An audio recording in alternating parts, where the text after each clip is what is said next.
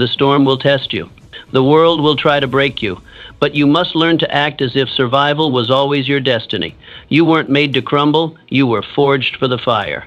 When you act like you were meant to endure, you unlock resilience, clarity, and inner strength that fear cannot touch. But if you hesitate, you give weakness permission to lead.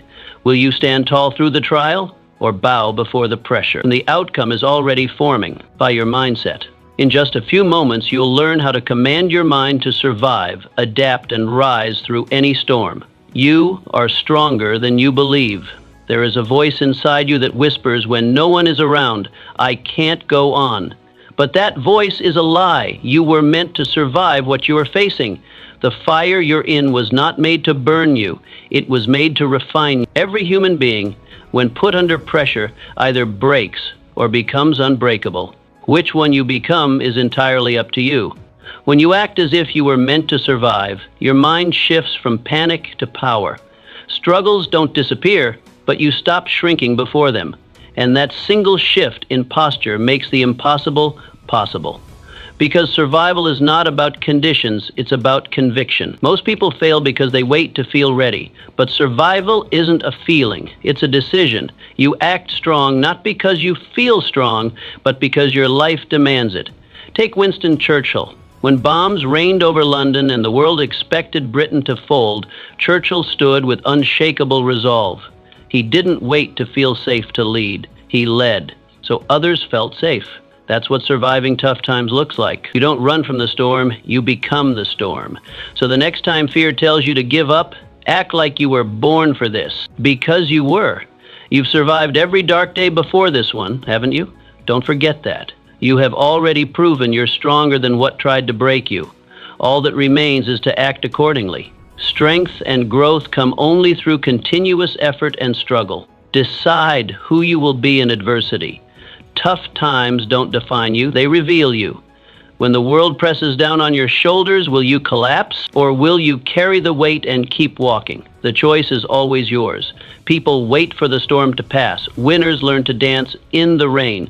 You don't get to decide the weather of life, but you do get to decide how you respond to it. When you decide in advance that you are the kind of person who rises, then no storm can truly defeat you because you've already claimed your identity before adversity arrived. And when your identity is solid, circumstances lose their power over you. That's the secret most people miss. They think endurance comes from inspiration. It doesn't. It comes from identity. You must ask yourself daily, who am I when things get hard? When Thomas Edison's laboratory burned down, along with years of experiments, he didn't weep. He rebuilt. Not because he wanted to, but because he had already decided who he was. He was not a man who quit. He didn't need motivation. He had a mindset. You must decide the same. When you act like you were built for adversity, you become unshakable. Not because the pain goes away, but because your purpose gets louder than your panic. Stop waiting to feel prepared. Decide. And let that decision carry you through. Every adversity, every failure, every heartache carries with it the seed of an equal or greater benefit. Fear only grows if you feed it. Fear announces itself with a thunderous voice, demanding your full attention. It pounds at your door like an unwelcome visitor, insistent on entry. But here's the truth. Though it screams for acknowledgement, you need not answer. Fear casts a long shadow across your path, appearing massive and insurmountable. Yet shadows distort reality. Step into different light, and that giant shrinks to its actual size. The secret isn't fighting fear head-on, it's starving it of what gives it power, your attention. How do you accomplish this? By acting as though fear holds no authority over you. Each step toward what terrifies you diminishes fear's control. Hesitation, however, feeds the very beast you wish to tame. Worry and avoidance are the nutrients fear craves most. With each moment of inaction, fear multiplies its strength, growing roots into your decision-making. This explains why countless dreams remain unrealized. Too many souls nourish what was destined to perish. They water seeds of doubt instead of cultivating courage. Remember, courage isn't the absence of fear, but rather the decision to act as though victory is already yours. Abraham Lincoln. Before becoming one of America's most revered presidents, he endured 8 election defeats. He faced public humiliation, financial hardship, and periods of profound depression, yet he carried himself as though leadership was his destiny, long before anyone believed in him. This is the master key to conquering fear, entering the battlefield before your emotions have caught up. Fear speaks the language of what if. Courage speaks the language of even if resilience. What if I fail? Asks fear. Even if I fail, I'll learn and grow stronger, answers courage. Starting today, redirect your attention. Stop feeding fear with anxious thoughts and catastrophic scenarios. Instead, nourish your faith with purposeful action. The ability you seek already resides within you. Doubt merely obscures it from view. Every survivor, every champion, every person who accomplished something meaningful began with trembling hands. The difference is they acted despite the trembling. You must do the same. When fear whispers that you're inadequate, answer with action. When it suggests retreat, advance boldly. When it paints pictures of disaster, create masterpieces of hope. The antidote to fear has never been fearlessness. It's faithful movement in the direction of your dreams. Fears are nothing more than a state of mind. States can be altered, minds can be redirected. Fear only grows if you feed it, so choose carefully what you nourish. Walk toward what frightens you. Watch as the shadow shrinks with each determined step. By starving fear of your attention and feeding your courage through action, you'll discover what countless overcomers before you realized. The monster that once seemed unconquerable was merely waiting for you to claim your power. The power of mental disciplined pain arrives uninvited throughout life, knocking persistently at your door. Its presence is inevitable, but your response determines whether you'll be conquered or emerge victorious. Survival extends beyond physical strength. It demands rigorous mental training. Your mind must become your greatest weapon rather than your most crippling weakness. The tragedy of modern existence lies in how readily people surrender control to their emotions. They hand over the steering wheel to fleeting feelings, then express shock when their lives careen off course. True power emerges when you seize control deliberately. You must train your mind with the dedication of an elite soldier. Each thought carefully selected, every reaction intentional rather than reflexive. Strength never materializes through wishful thinking. It develops through consistent, disciplined training. When pressure mounts and others retreat, your conditioned response must be unwavering. Stand your ground. History provides us profound examples of mental discipline in action. George Washington led the Continental Army through brutal winters at Valley Forge, where soldiers endured starvation, freezing conditions, and seemingly insurmountable odds. What separated Washington was not just his leadership, but his extraordinary mental discipline. He systematically trained his men, and more crucially, conditioned his mind to anticipate hardship without breaking. This exemplifies discipline's transformative power. It forges a mind that remains steadfast when tested. The cultivation of mental discipline cannot be postponed. You must begin immediately. The undisciplined merely react to circumstances, tossed about by life's unpredictability. The disciplined respond with intentionality, shaping circumstances to their advantage. Build structured rituals that govern your days. Establish non-negotiable routines that align with your highest aspirations. Master your mornings, for how you begin each day sets its trajectory. Discipline functions as the sturdy rope that pulls you from mental darkness into clarity and purpose. When inevitable storms strike, and they will with devastating force, prior preparation determines your outcome. D. The disciplined mind doesn't scramble for solutions during crisis. It activates pre-established response patterns developed through consistent training. Your preparedness won't result from a more accommodating world, but from your enhanced mental fortitude. Mental discipline manifests in seemingly small choices: rising at the scheduled hour despite fatigue, completing tasks despite discomfort, honoring commitments despite inconvenience. These daily victories compound into extraordinary strength over time. The undisciplined seek motivation before action. The disciplined understand that action precedes motivation. Self-discipline begins with the mastery of your thoughts. If you don't control what you think, you can't control what you do. Mastering your internal dialogue creates the bedrock upon which extraordinary accomplishment rests. Your thoughts shape your beliefs, which determine your actions, which establish your habits, which form your character, which ultimately decide your destiny.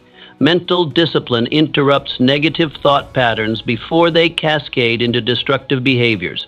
Begin today. Start small but remain consistent. Identify one area requiring greater discipline and establish clear parameters. Monitor your thoughts without attachment, redirecting them toward productive channels. Construct morning and evening rituals that reinforce your highest values. Embrace discomfort as the necessary pathway to growth. Remember, mental discipline doesn't eliminate life's difficulties. It transforms you into someone capable of confronting them with unwavering resolve. When pain next knocks at your door, you'll answer not with fear, but with the quiet confidence that comes from a rigorously trained mind. Belief is your first line of defense when life's foundation trembles beneath you. What ultimately prevents your collapse? Not wealth, which can vanish overnight, not even your support network, which may falter during true crisis. Your genuine stronghold is belief. Unwavering conviction in your destined path, your inherent resilience, and your capacity to outlast this challenging season. Without deep-seated belief, your actions lack foundation.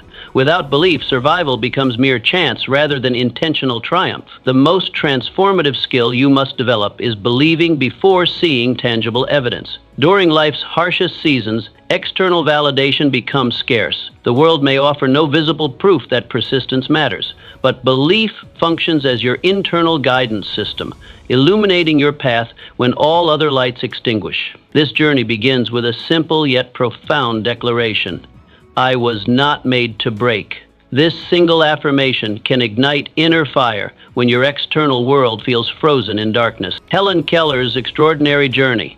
Rendered deaf and blind in infancy, conventional wisdom suggested severe limitation.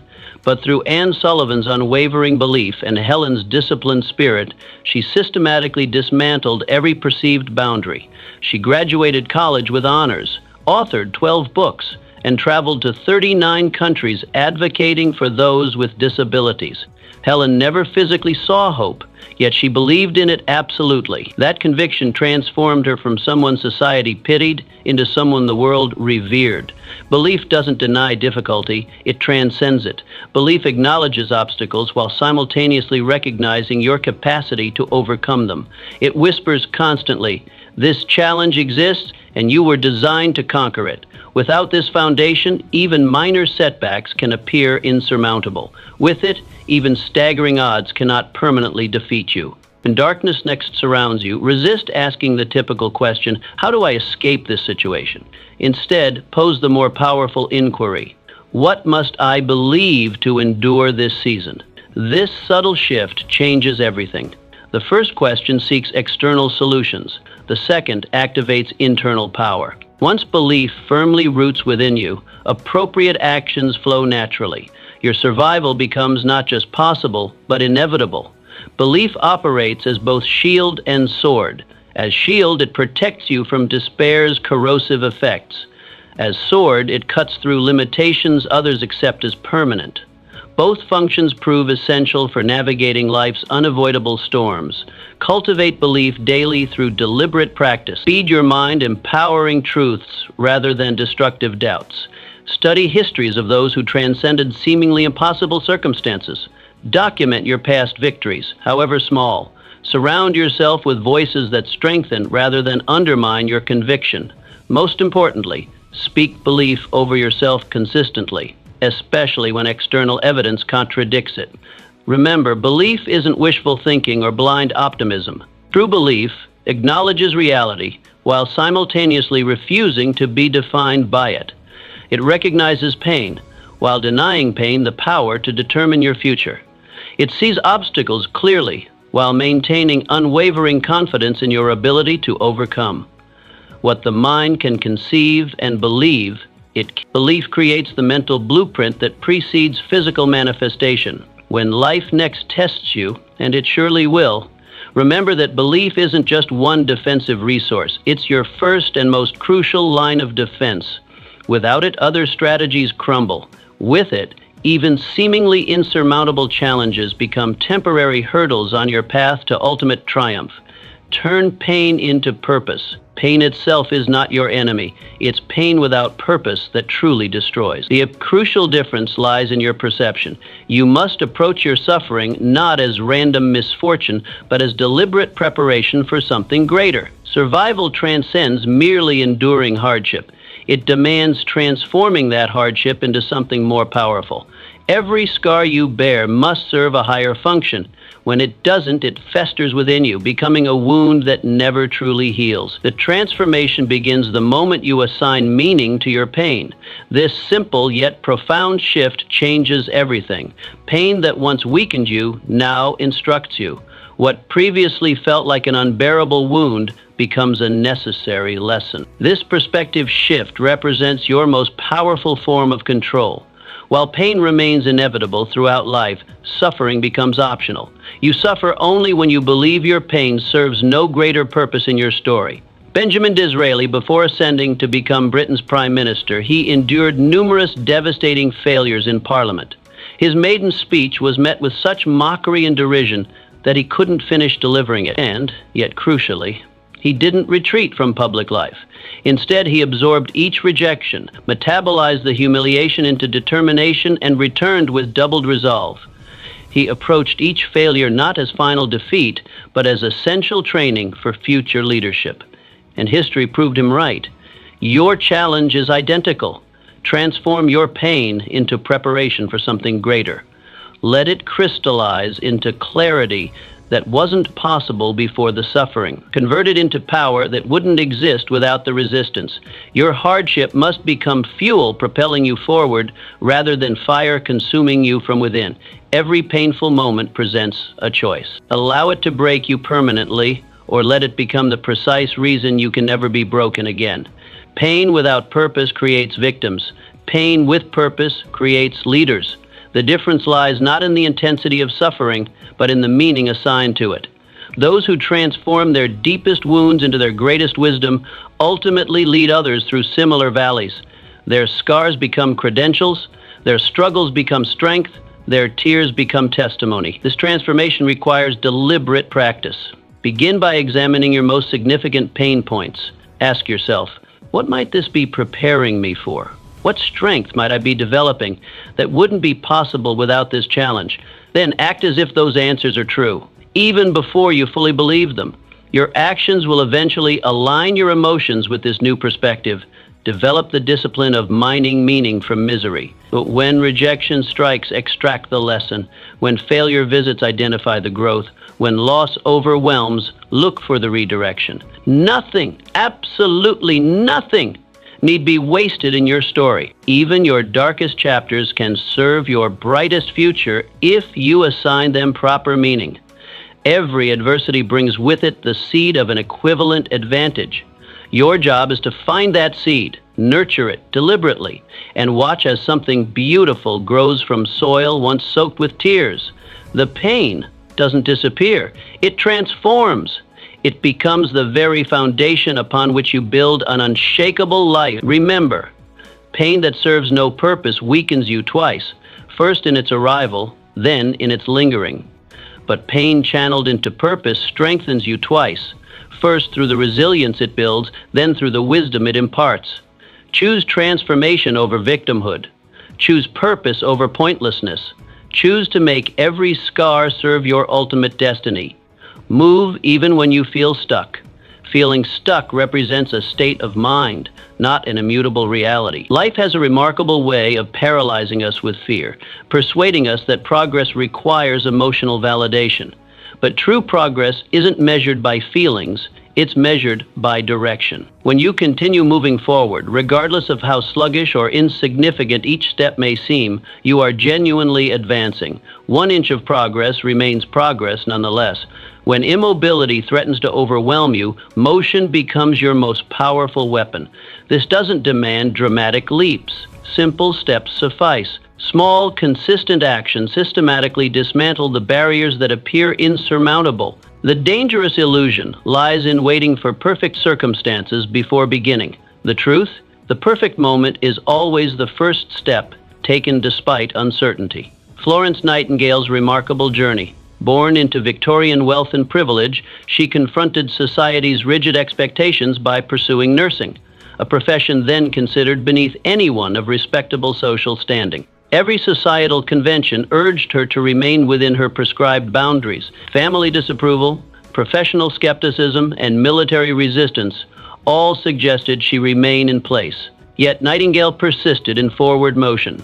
Her consistent steps toward her vision, establishing nursing protocols, documenting patient outcomes, implementing sanitation standards, ultimately revolutionized modern healthcare and saved countless lives. When you continue moving forward, regardless of how sluggish or insignificant each step may seem, you are genuinely advancing. 1 inch of progress remains progress nonetheless. When immobility threatens to overwhelm you, motion becomes your most powerful weapon. This doesn't demand dramatic leaps. Simple steps suffice. Small, consistent actions systematically dismantle the barriers that appear insurmountable. The dangerous illusion lies in waiting for perfect circumstances before beginning. The truth?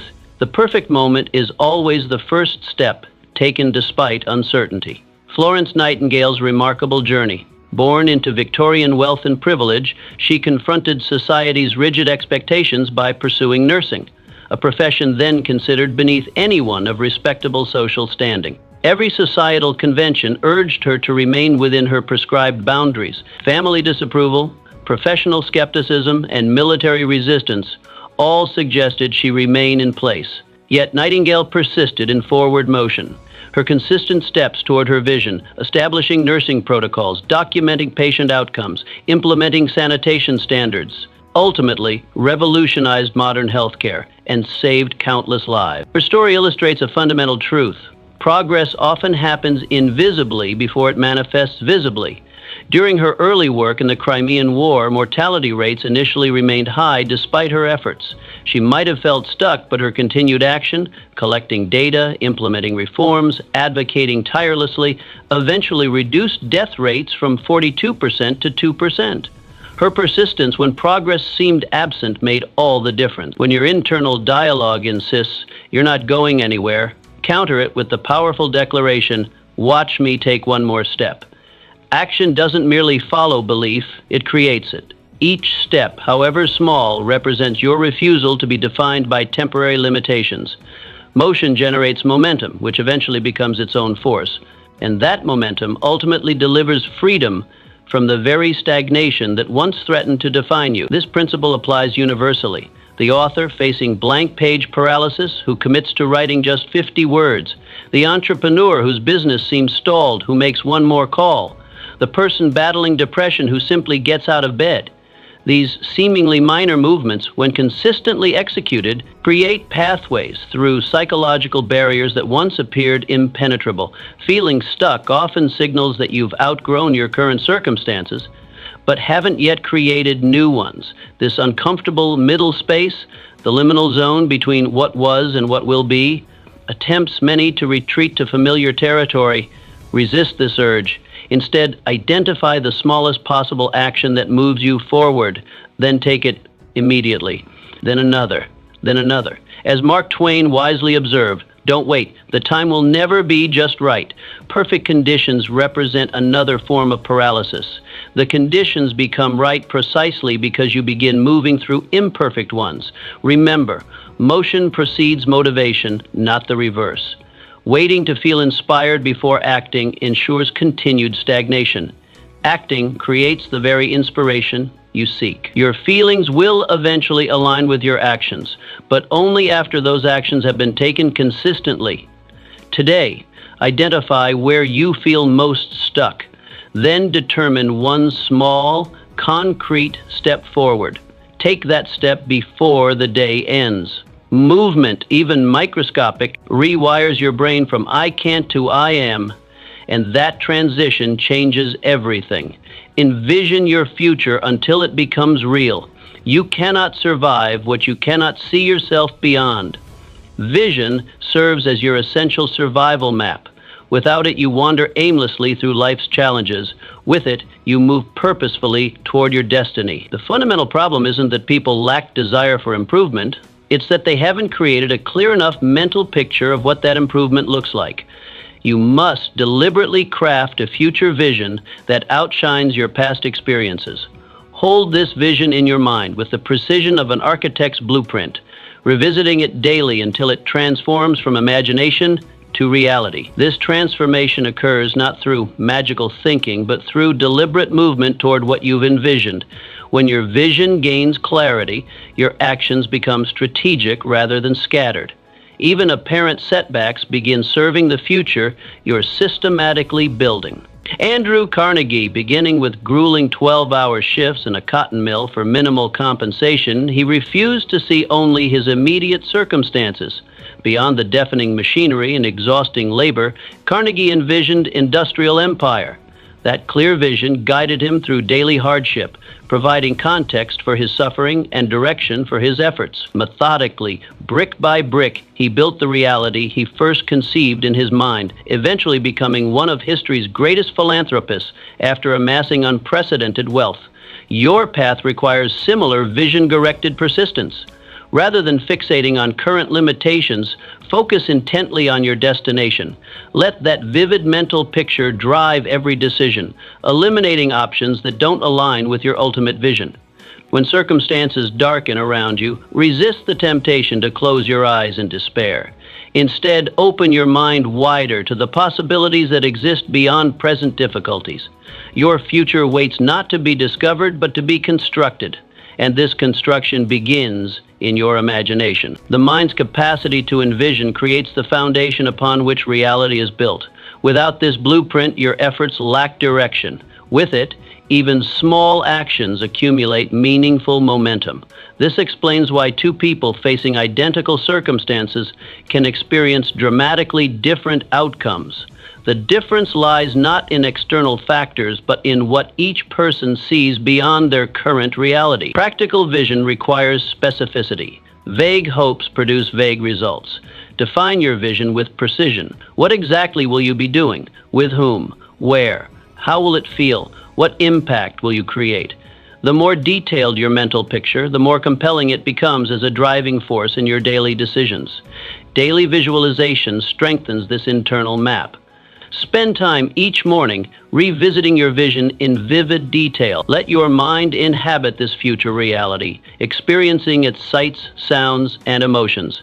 This practice isn't escapism. It's strategic preparation for bringing this future into existence through focused action. First comes thought, then organization of that thought into ideas and plans, then transformation of those plans into reality.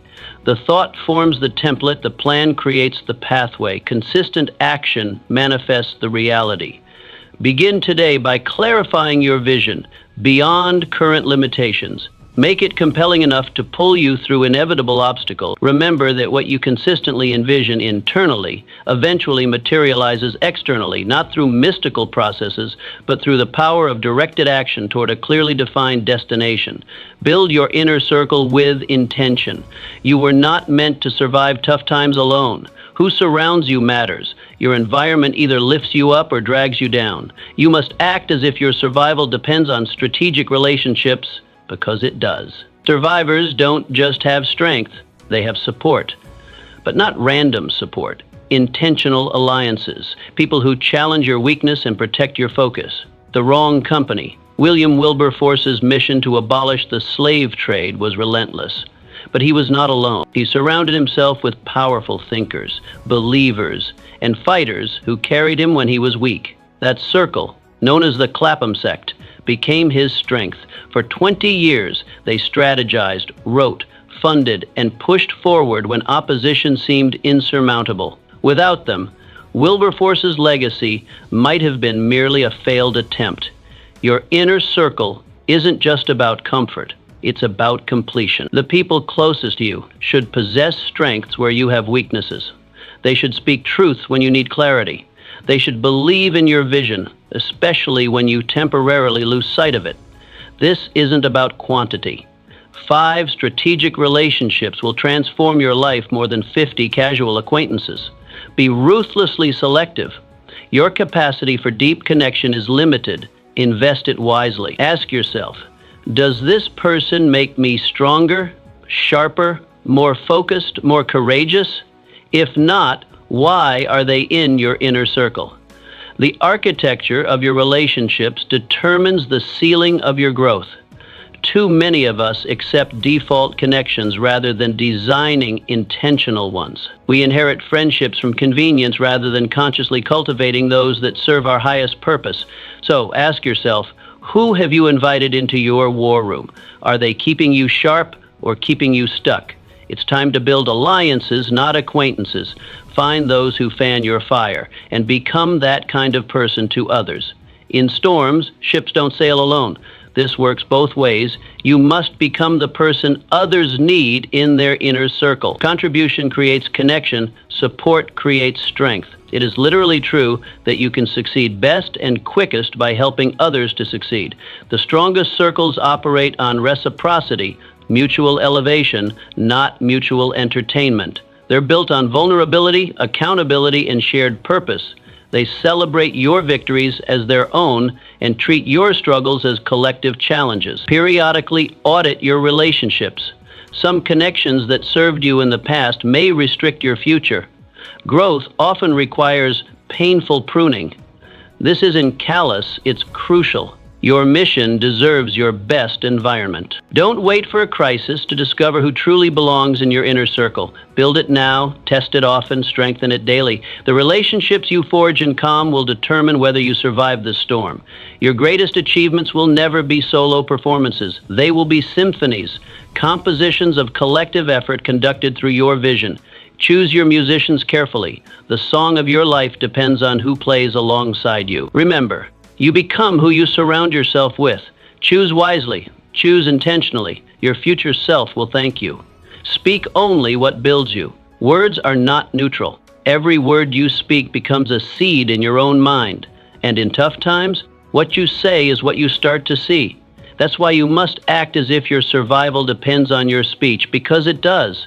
Negative words invite negative outcomes. They erode your confidence from the inside. But when you speak strength, even when you feel weak, you begin rewiring the mind. Your body listens. Your environment listens. Even the storm listens, and it begins to shift. Franklin D. Roosevelt, stricken with polio, could have given up on leadership, but he spoke words of courage and resilience to a nation in despair. The only thing we have to fear is fear itself.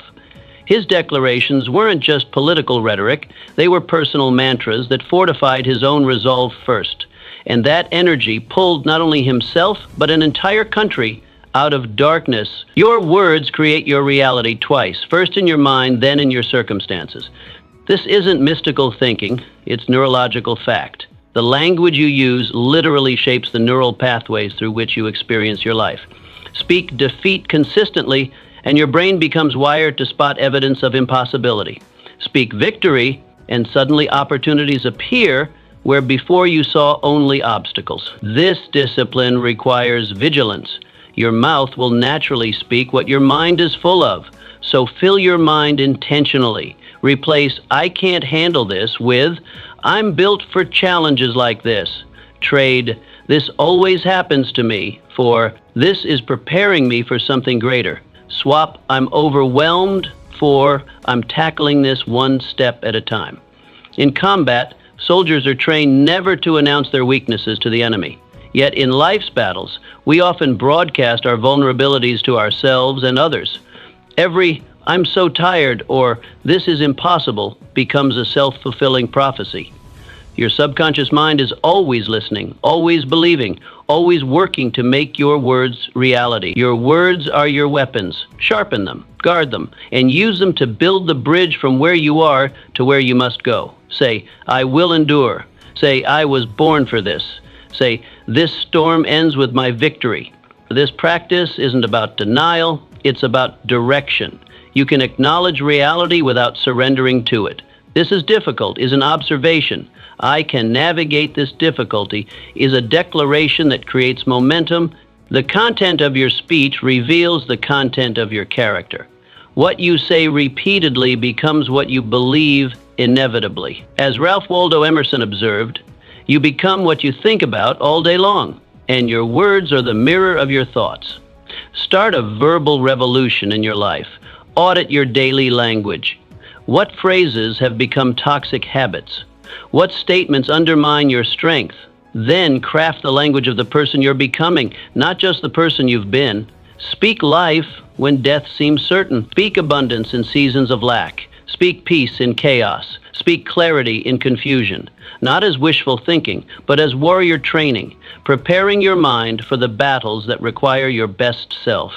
Your future is being constructed conversation by conversation. Build it with intention. The words that cross your lips today will cross your path tomorrow. Choose only those that lead where you intend to go. Your character is forged, not found in difficult times. Your character is not discovered, it is forged. Like iron under heat, your values, discipline, and inner strength are shaped by the pressure you face. That means survival isn't just about making it through. It's about who you become in the process. When you act as if the pain is shaping you for greatness, you stop resisting the fire and start using it. You realize that hardship isn't an interruption, it's an initiation. You are being called into a stronger version of yourself, not with ease, but with endurance. Theodore Roosevelt. He battled asthma, personal tragedy, and political opposition throughout his life, but every challenge sculpted him into the kind of leader who walked into gunfire without blinking. After being shot in the chest during a campaign speech, he refused medical attention until he finished speaking. He didn't wait to feel courageous. He built courage by answering hardship with commitment. Character formation follows a paradoxical truth. The very experiences we would avoid are often the ones we need most. Comfort creates complacency. Challenge creates character.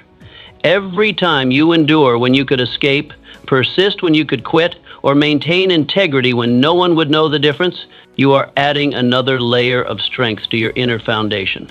This is why your response to difficulty matters more than the difficulty itself. Two people can face identical hardships and emerge entirely different. One becomes bitter, the other better. One becomes weaker, the other stronger. The difference isn't in what happened to them, but in how they happened to what happened to them. The greatest leaders, innovators, and pioneers throughout history share one common trait. They let their struggles transform them. Nelson Mandela emerged from 27 years of imprisonment not with vengeance, but with vision. Helen Keller turned dual disabilities into a platform for global impact. Their hardships weren't handicaps, they were crucibles of character. You must do the same. View every challenge as a chisel, carving away weakness and revealing your true form. Say to yourself, this moment is building my character.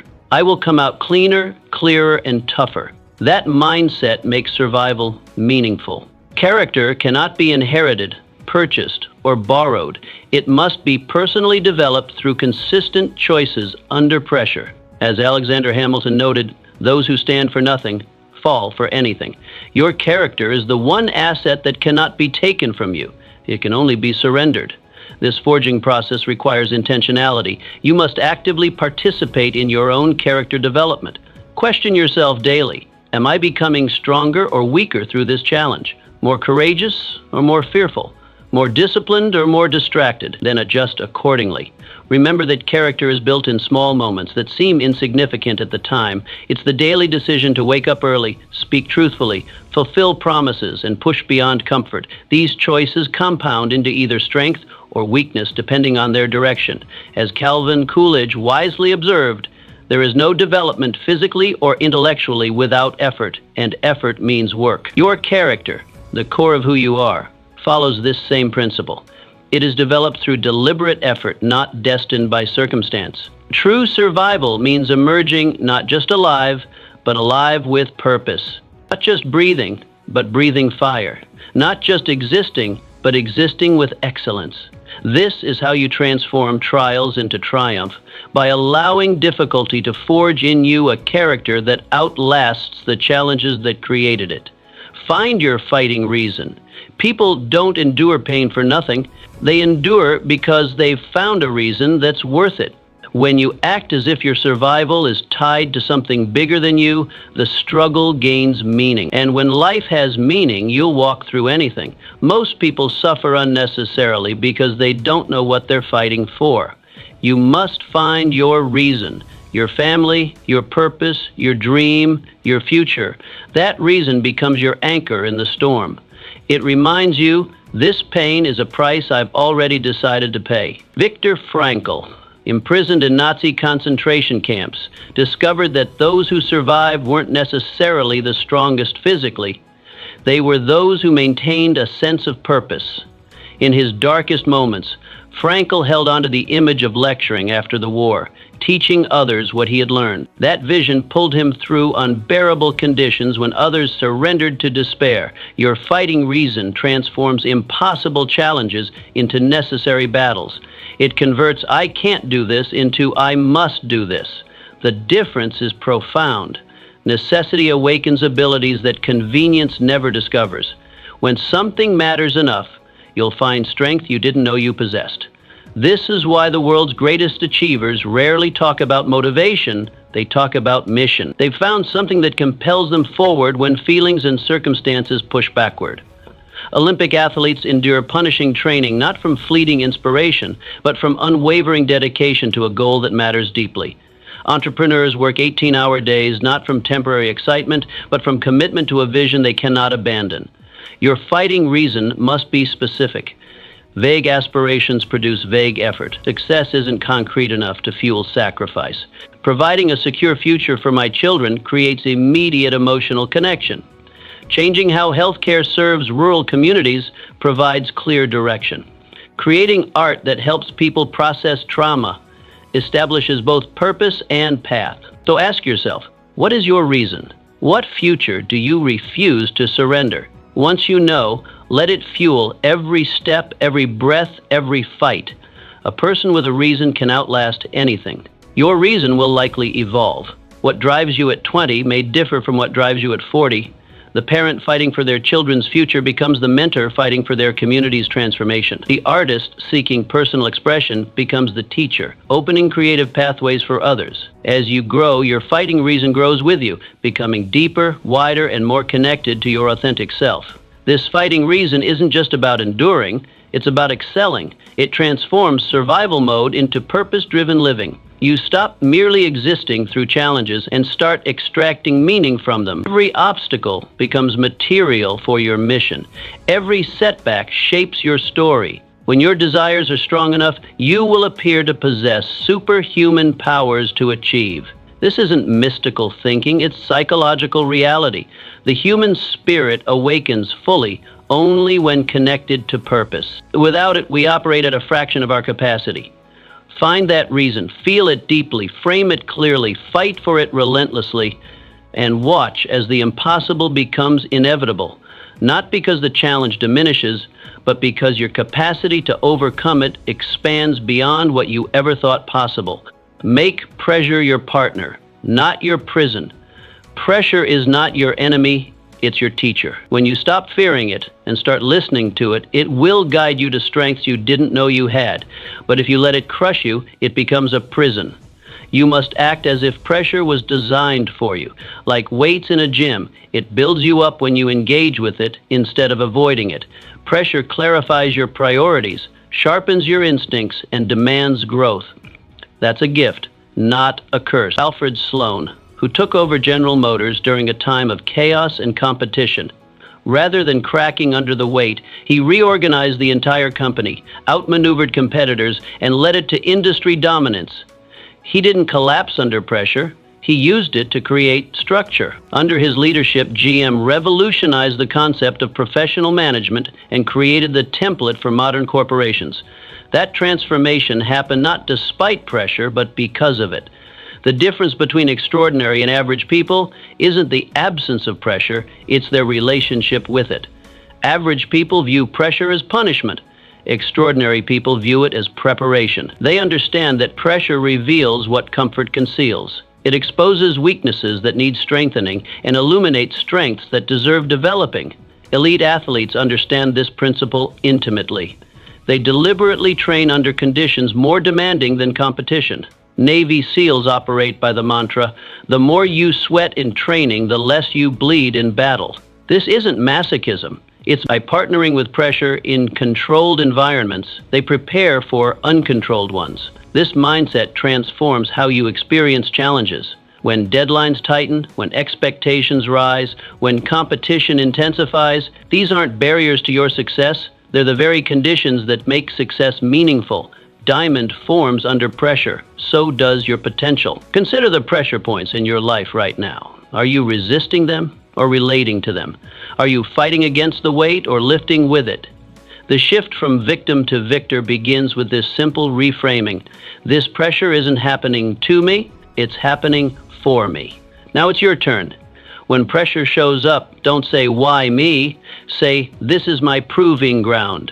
Train yourself to remain calm, clear, and committed. Pressure doesn't break the prepared, it reveals them. This doesn't mean pressure feels good. Growth rarely does. But discomfort accepted becomes difficulty transformed. The pressure of today develops the power for tomorrow. Each challenge you embrace becomes capacity you expand. Practical mastery of pressure requires 3 disciplines. First, breathe through it. Oxygen feeds clarity when tension tightens. Second, focus through it. Attend to what matters most when distraction multiplies. Third, act through it. Motion conquers paralysis when uncertainty looms. Remember that pressure only imprisons those who resist what it reveals. When you face your limitations honestly, they become your starting points, not your stopping points. When you embrace your challenges openly, they become your teachers, not your tormentors. As Frederick Douglass wisely observed, out of resistance comes strength. Out of struggle comes progress. Let pressure push you not into panic, but into performance. Not into fear, but into focus. Not into retreat, but into resolve. Your greatest achievements will always live on the other side of your greatest pressures. Partner with them. Learn from them. Grow through them. And watch as what once threatened to imprison you becomes the very force that propels you toward freedom. Master the art of stillness in chaos. In tough times, movement is not always progress. Sometimes survival demands stillness, the ability to remain centered while the world around you spins. Stillness isn't passivity, it's power under control. You must act as if stillness is your strength, not your weakness. Chaos will always try to force a reaction, but you must learn to respond with clarity, not panic. The person who remains calm becomes the leader in every storm. Stillness helps you hear your own wisdom, not the noise of fear. Mahatma Gandhi faced an empire, yet his power came not from chaos, but from calm. His inner stillness disarmed armies and changed nations, because stillness is not doing nothing. It's doing the right thing at the right time, from a place of unshakable peace. In the ancient martial arts, masters teach that true power comes from centeredness, not aggression. The oak that remains rooted weathers the storm that uproots the willow that thrashes wildly. This is why meditation has been practiced by warriors throughout history, not to escape reality, but to engage it with full presence and precision. Stillness creates space between stimulus and response. That space, sometimes just a breath, is where your freedom lives. Without it, you become a prisoner to impulses, reactions, and fear-based decisions. With it, you gain the power to choose rather than simply react. You move from being the thermometer that merely reflects the temperature of your environment to the thermostat that influences it. Modern neuroscience confirms what ancient wisdom has always known. The mind in chaos makes poor decisions. Under extreme stress, blood flow decreases to your prefrontal cortex, the seat of rational thought, and increases to your limbic system, the center of emotional reactivity. Only by cultivating stillness can you reverse this pattern and maintain access to your highest cognitive functions when you need them most. This stillness must be practiced before it's needed. Like any skill, it cannot be summoned in crisis without prior training. Begin with small daily rituals.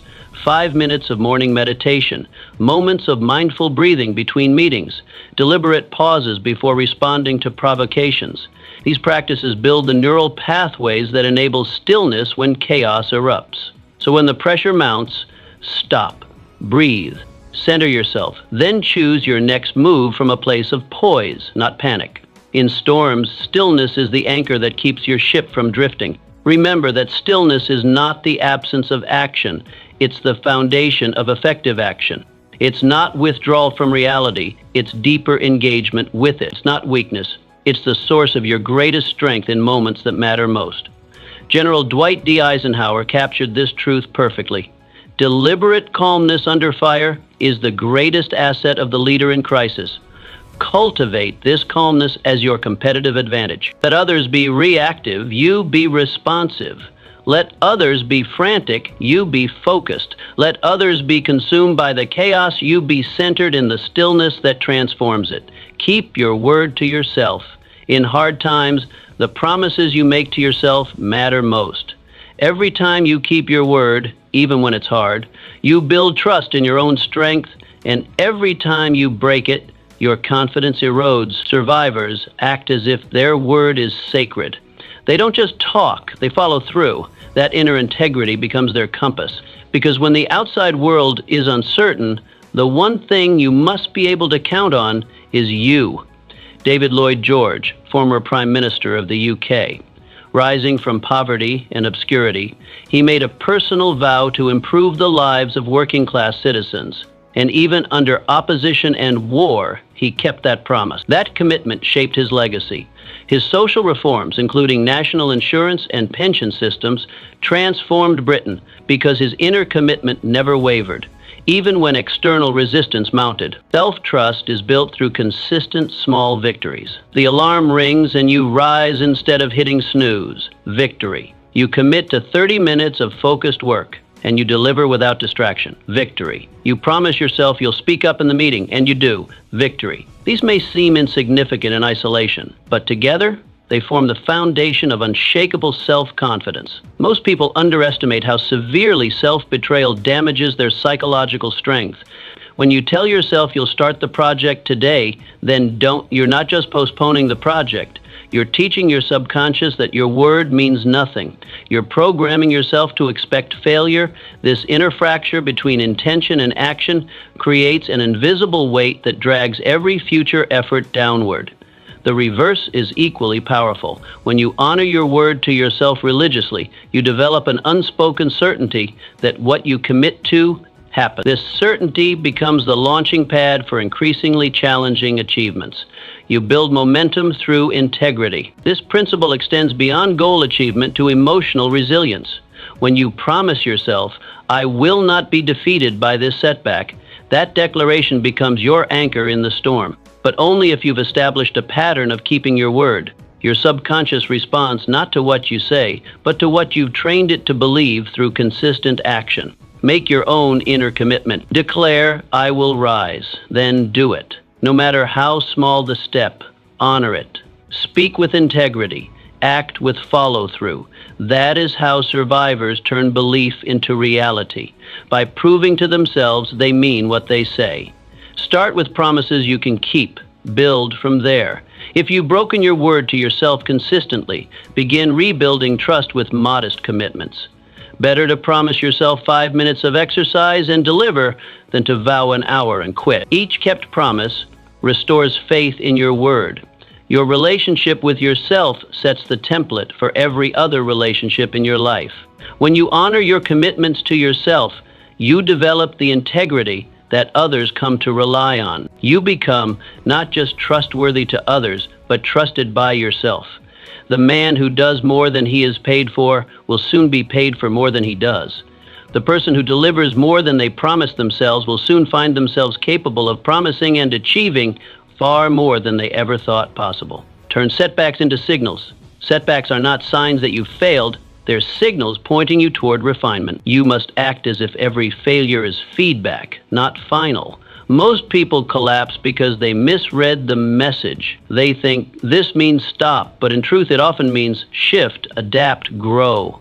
A survivor looks at setbacks like a chess player, strategically. What lesson can be extracted? What adjustment needs to be made?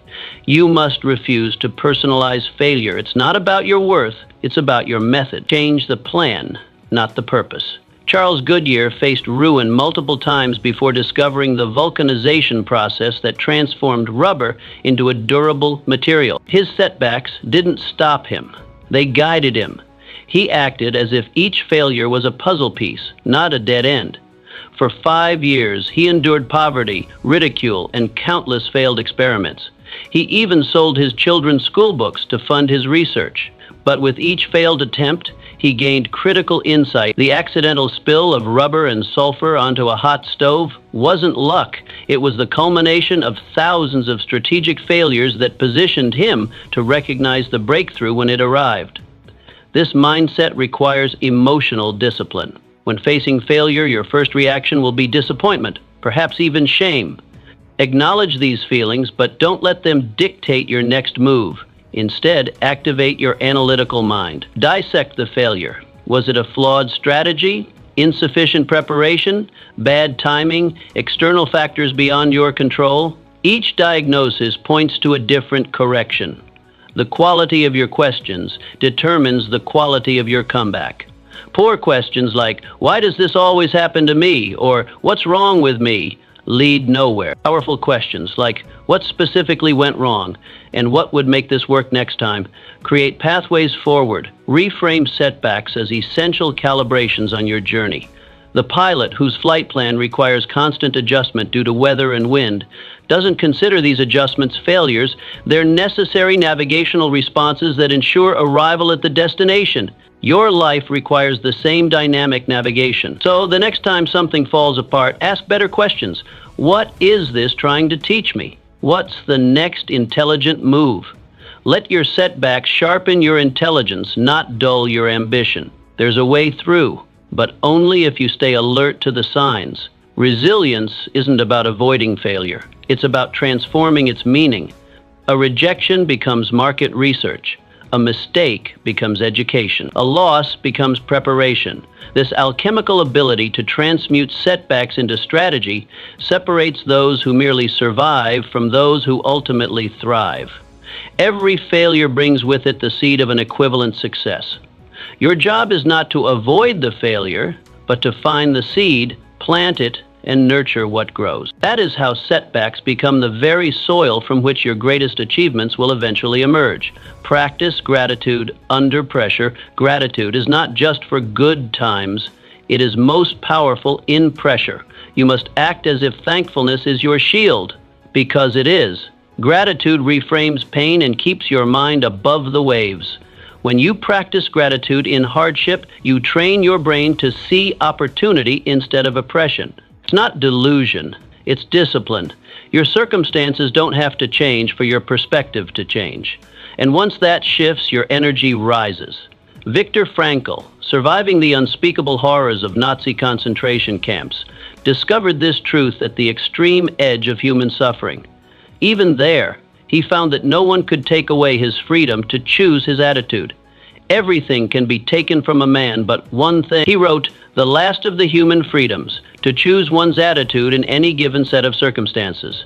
This is the essence of gratitude under pressure. The conscious choice to find meaning even in suffering. Neuroscience confirms what Frankl discovered through experience. Gratitude literally rewires your brain. When practiced consistently, thankfulness increases dopamine and serotonin levels, creating neural pathways that strengthen with each repetition. This doesn't just feel better, it functions better. Studies show that grateful people demonstrate greater resilience, make clearer decisions under pressure, and recover faster from setbacks. This doesn't mean pretending everything is perfect. Authentic gratitude acknowledges difficulty while refusing to be defined by it.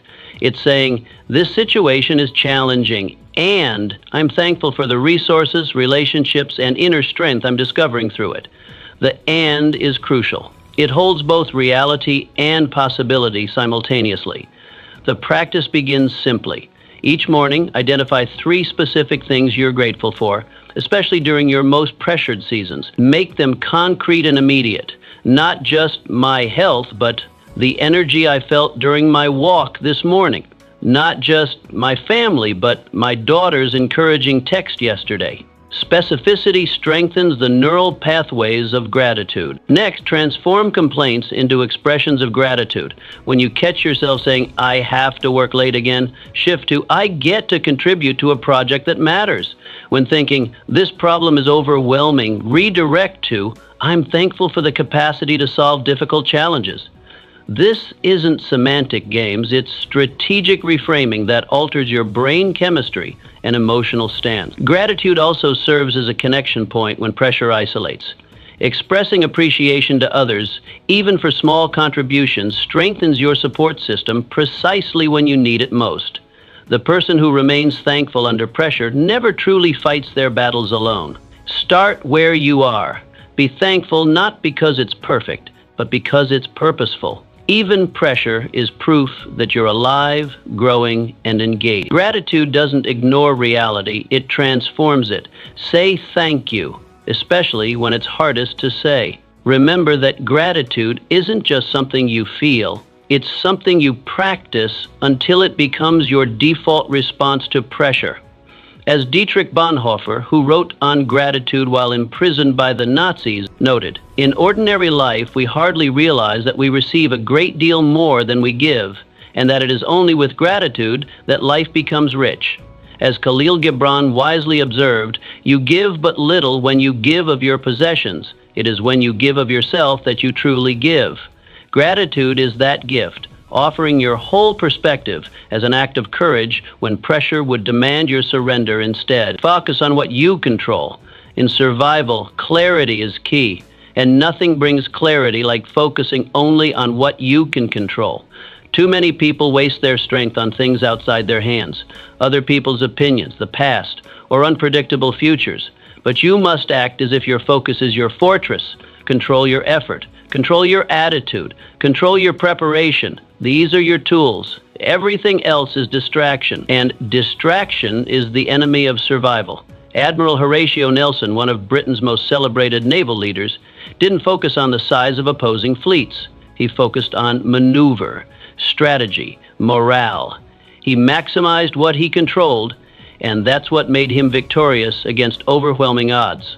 At the Battle of Trafalgar, outnumbered and facing the combined fleets of France and Spain, Nelson focused on what he could influence: innovative tactical formation, superior training, and the fighting spirit of his men. While others might have fixated on the enemy's numerical advantage, Nelson directed his energy toward his sphere of control.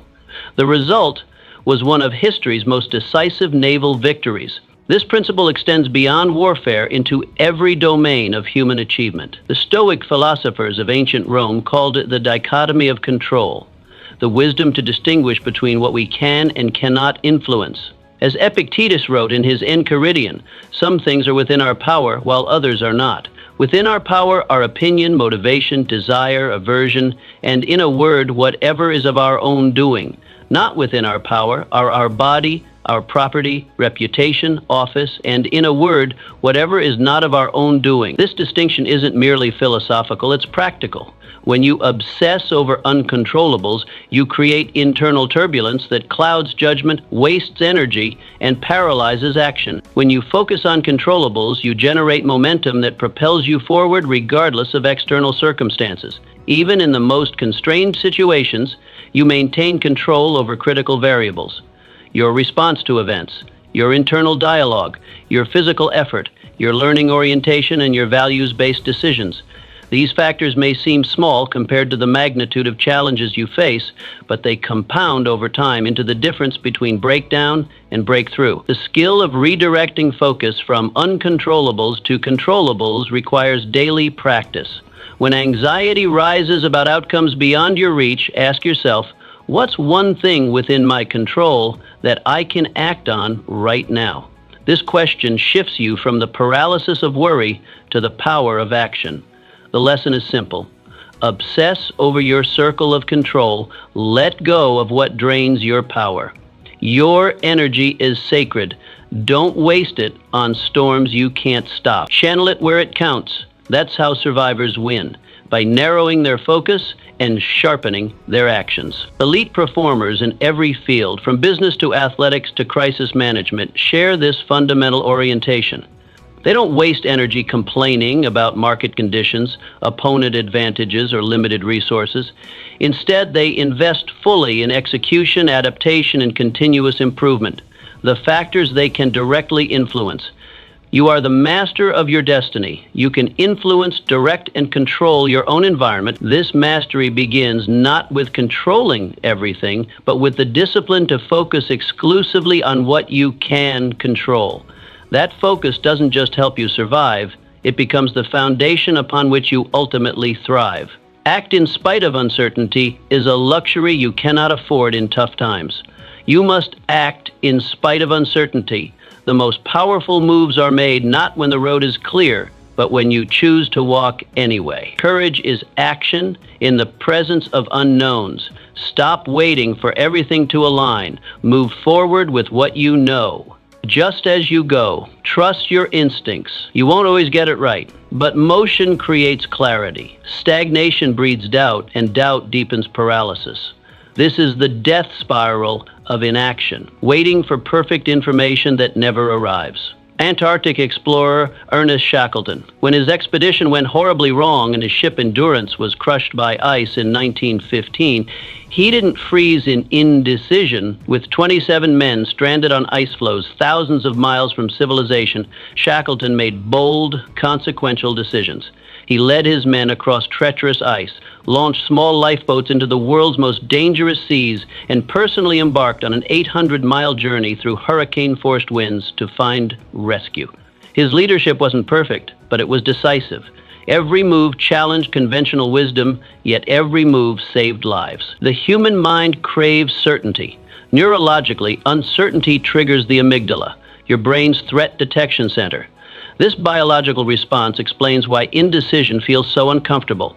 Your primitive brain interprets the unknown as danger, prompting you to freeze. But survival often requires overriding this instinct. The most successful leaders and innovators aren't those with more certainty, they're those who've developed higher tolerance for uncertainty. Acting doesn't mean recklessness. It means refusing to be paralyzed by the unknown.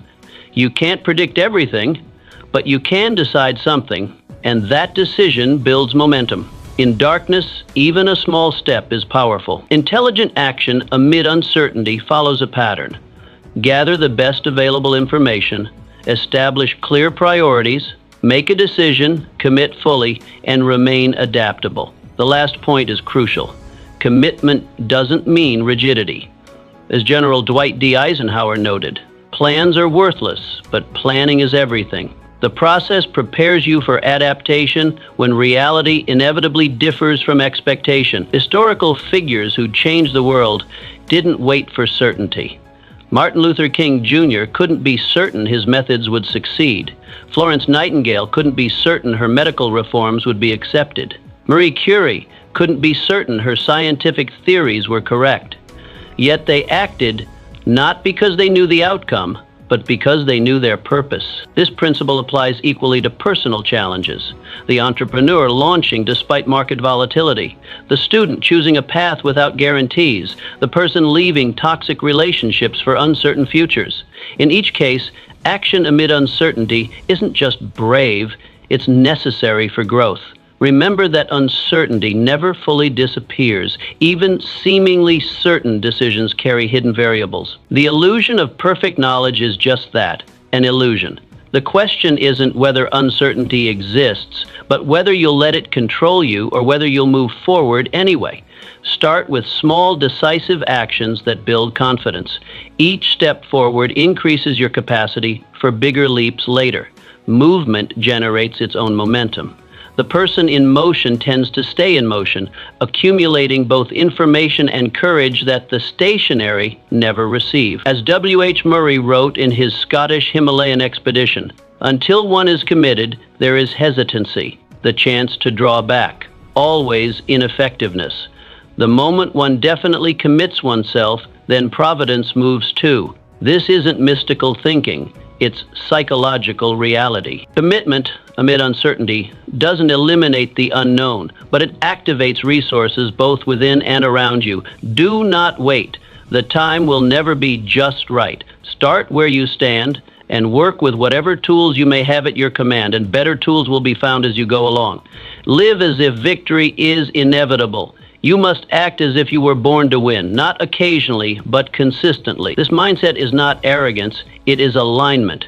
When you live as if victory is inevitable, you make decisions from confidence, not fear. That energy reshapes your actions and, over time, your results. You don't wish your way through tough times. You walk through them like the outcome has already been decided in your favor. That posture forces the world to meet you with respect. People follow the one who refuses to flinch. Madam C.J. Walker, born to former slaves just after the Civil War, she faced poverty, racism, and gender discrimination. Yet she carried herself with unshakable conviction that she would succeed. While working as a washerwoman, she developed her own line of hair care products for black women. She didn't just hope for success, she expected it. She built a manufacturing company, trained thousands of women as sales agents, and became America's first female self-made millionaire. Her certainty created her reality. This mindset isn't blind optimism, it's strategic positioning. When you approach challenges as inevitable victories, you access creativity and courage that remain dormant in the doubtful mind. Neuroscience confirms this. Your brain literally functions differently when operating from certainty rather than insecurity. In states of confidence, your prefrontal cortex, the seat of higher thinking, activates fully. In states of fear, your amygdala hijacks your cognitive resources. Victory thinking is not just motivational, it's neurological.